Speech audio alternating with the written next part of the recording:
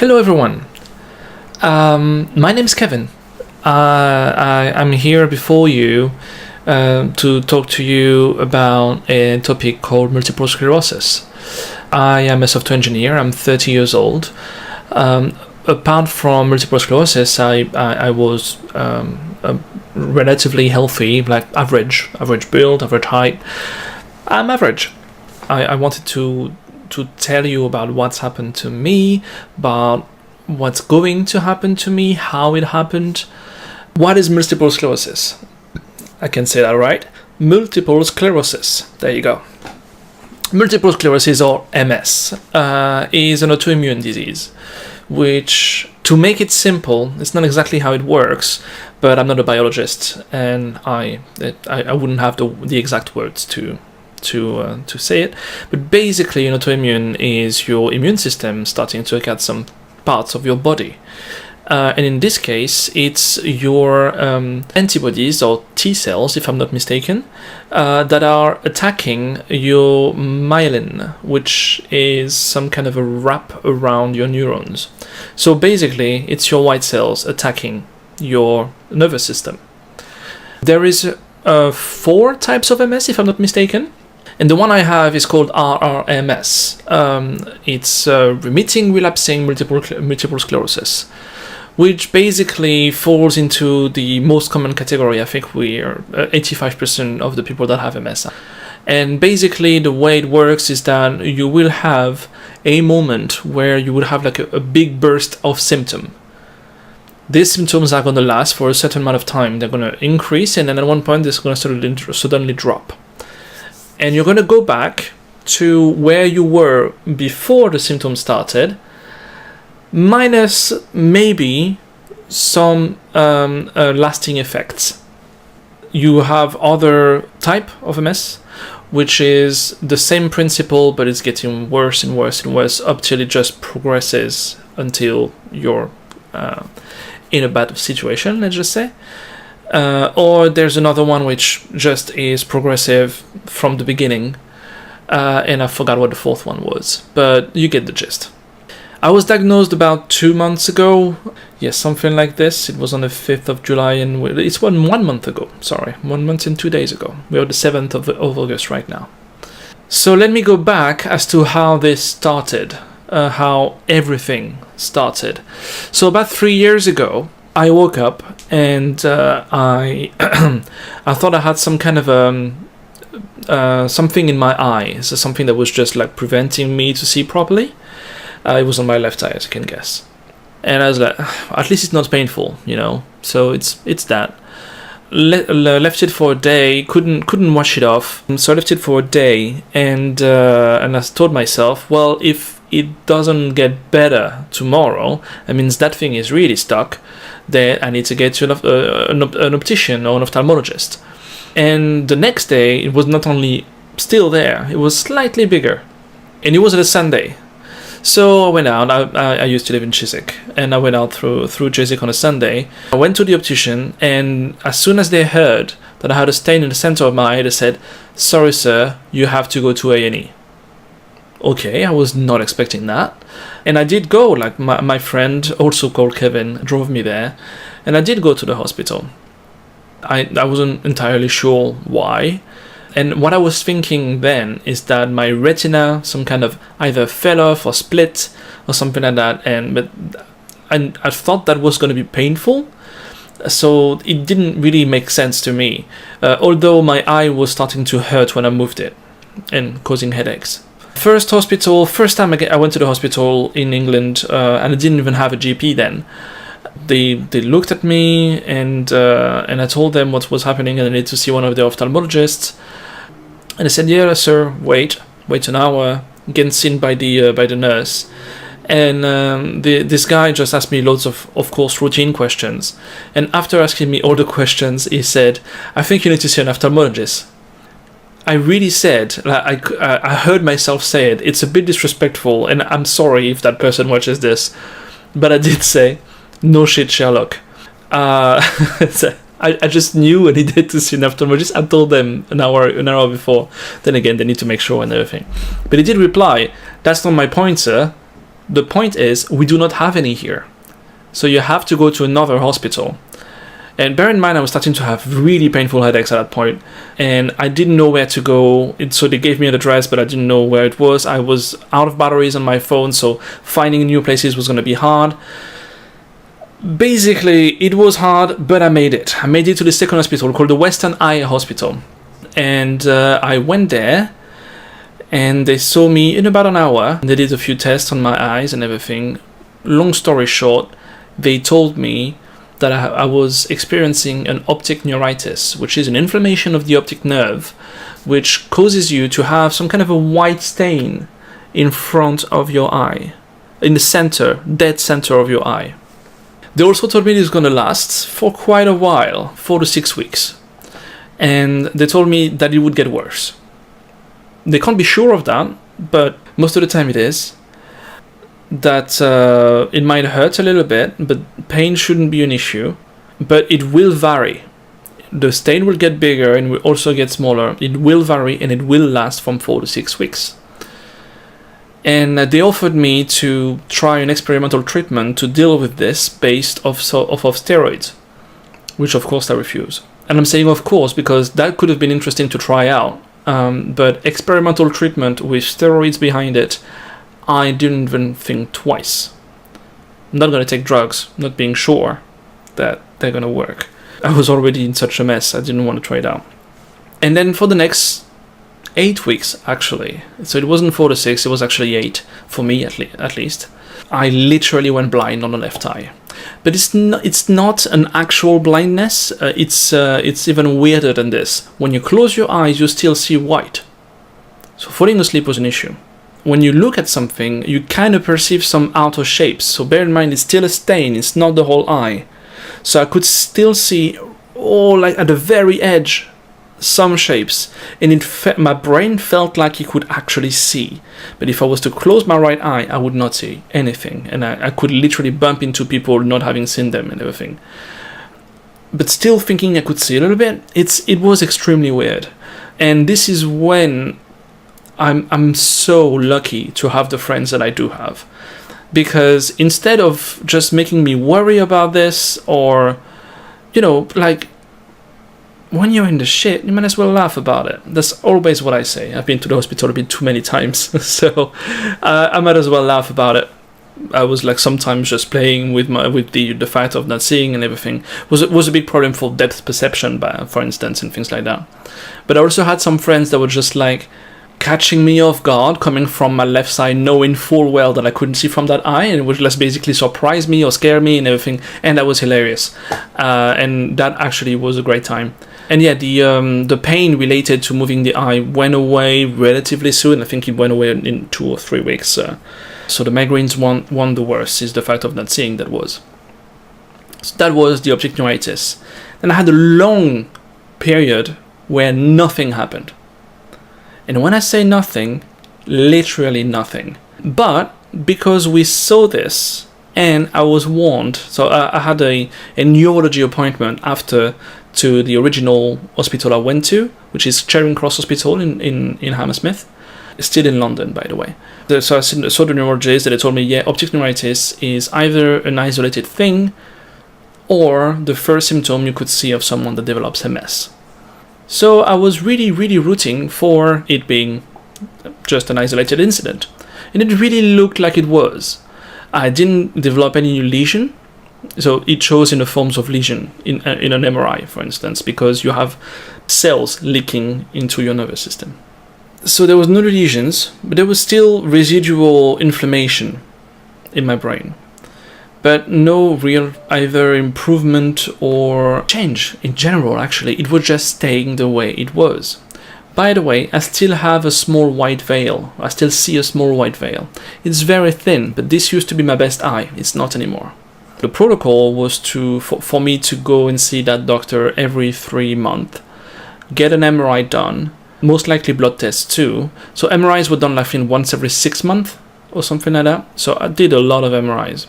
And that void period lasted about 3 years, or 2.5 actually. At the very end of this 2.5 years, my doctor was really happy to announce that I was dismissed. I'm not considered to have MS anymore. Like, I'm okay. We're gonna do some routine check for like a year or two, but once a year. But I'm good. I'm released. And I don't have MS. Believe me, I celebrated. I feel so silly right now. And you know, like, life goes on. Very happy about that, of course. And months go by, and I go on holidays. And I'm lucky enough to have gone to Japan for 3 weeks. It was my first time. I definitely loved it. It was incredible. And I come back to London, and something extremely weird happens. And, you know, it happens to a lot of people. When you're a bit too tired, or maybe a bit too drunk, or hungover, or lacking some vitamins, or things like that, sometimes you do have some twitching of a muscle or a limb. And it usually goes away. It goes away either in the hour, or it goes away after a good night's sleep. It's something like this. It happened to me for sleep deprivation, because I don't tend to sleep a lot, like many times. And every time I sleep it off, and that's okay, no problem. This finger, just that particular finger, twitched and tremored for a long time. I'm talking weeks. Consistently, every day, at the very least 20 times a day. Like, it happened so often that I could count them. And even one time it woke me up because it created pain around here, and I couldn't fall asleep. Actually, more than that, I was asleep, and it woke me up and I couldn't fall back asleep. It was extremely infuriating.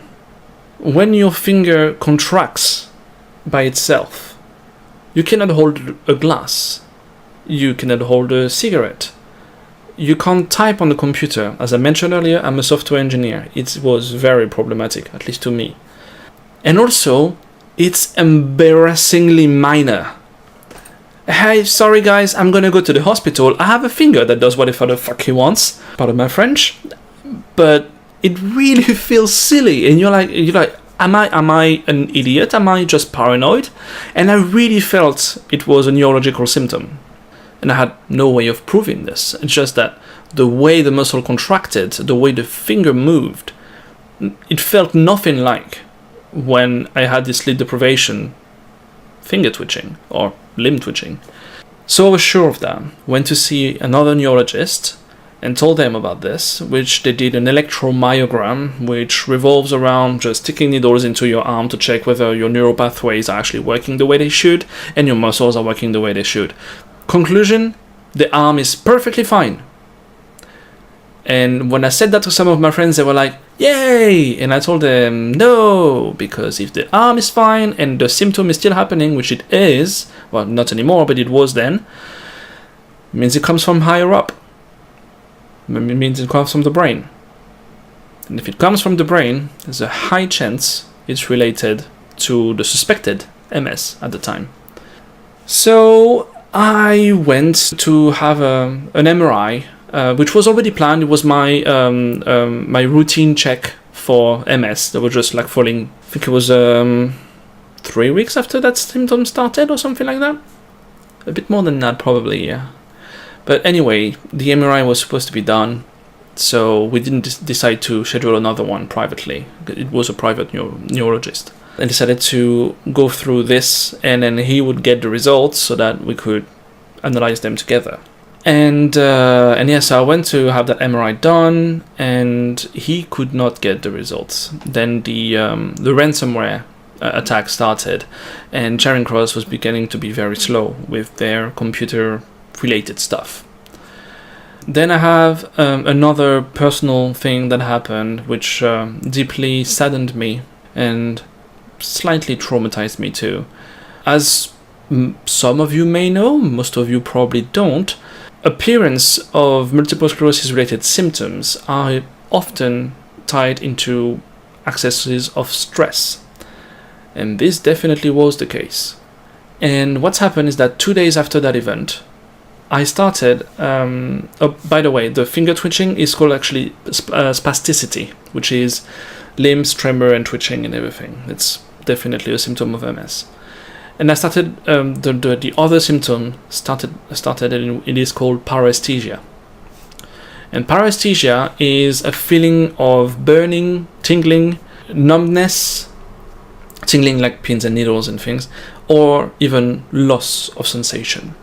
And I started feeling it on my back as just a tiny spot of, scratchy thing.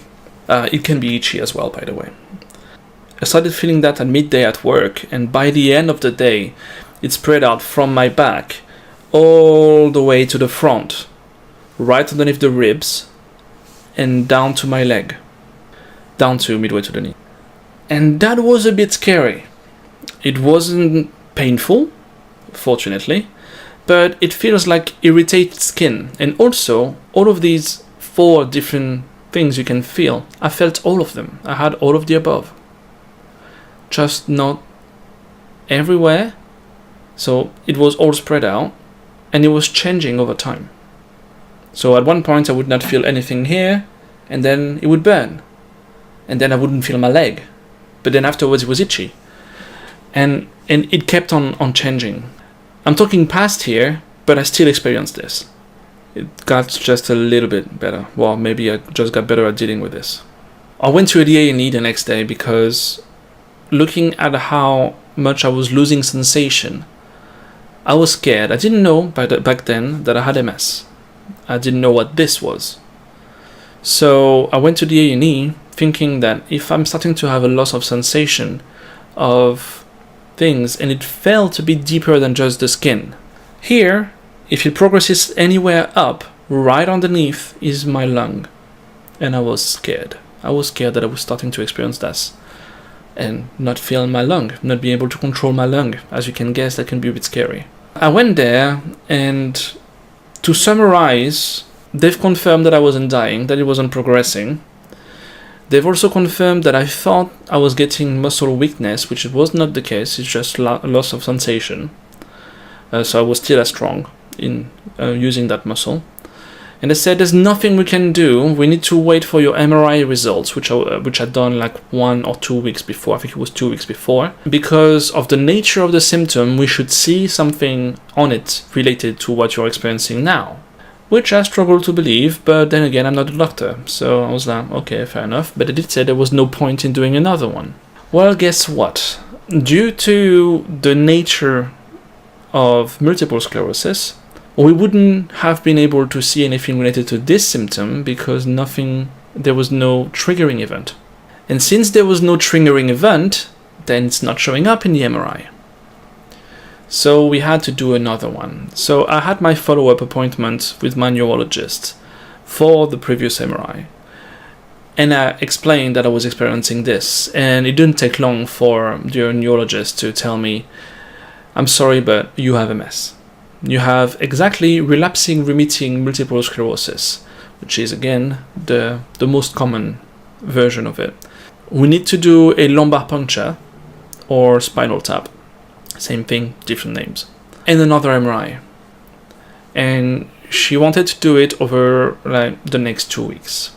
And I would have liked that if I wasn't moving flat. And it was just too many things for me to handle at that moment. I needed to have the move away from my brain. I was not in a good shape. I was not dealing with all of this as best as I would have liked, but I was dealing with it okay. I just needed to time box things. And lumbar puncture, which is something that deeply scares me because I'm scared of needles, is not something I wanted to rush into. I went back home and I did my move with all these symptoms.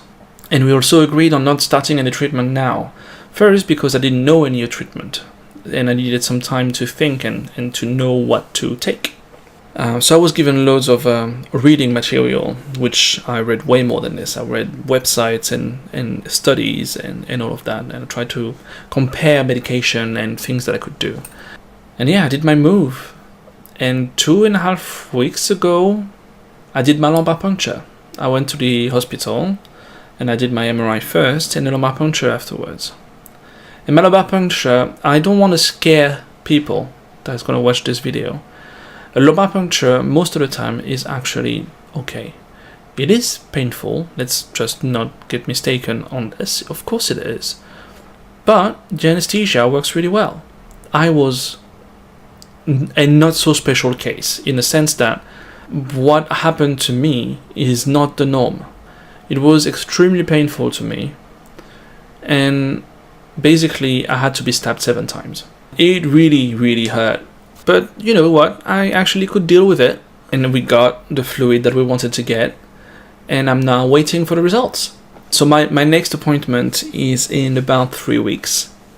2 weeks, actually. 2 weeks. Yay!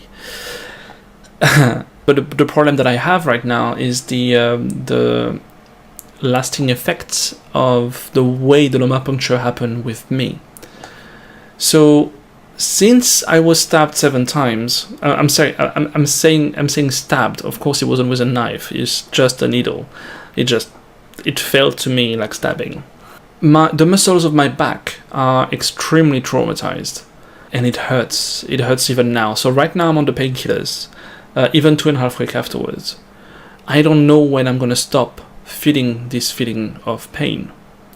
It's preventing me from focusing at work. It's preventing me from even taking the tube, and it's gotten a little bit better over the past couple days, but that's probably because I'm staying here. And now I'm considering switching to a medicine called Tecfidera, which is a disease-modifying therapy, disease-modifying drug. You take a couple of pills a day, or a couple of pills twice a day. It should reduce the appearance of symptoms by 50%, so basically the efficiency is 50%. The main problem that I have with it is the side effects, but the side effects, you basically build up a tolerance and then you don't have side effects anymore. But it goes from stomach pain to your face becoming red as if you had a sunburn, a very bad one. It's just basically lasts a month and then afterwards you're golden type of thing. So this is what I'm considering starting to take. And this is what I'm gonna talk about in these vlogs. I'm gonna talk about the progression of my symptoms, how I'm being looked after by the NHS, how I feel, and basically what happens to me throughout this journey. To conclude, I would say that the reason I'm doing all this is because the more resources out there is about multiple sclerosis and people that actually live through it, the better. I also want to be able to receive advice from people, try things, maybe things I wouldn't have thought about. Also because, well, I kind of need to, voice it out. I need to speak. I do speak to my friends, but I feel like there's always so many more people that I want to chat with, and it needs to come out. It needs to come out or I'm going crazy.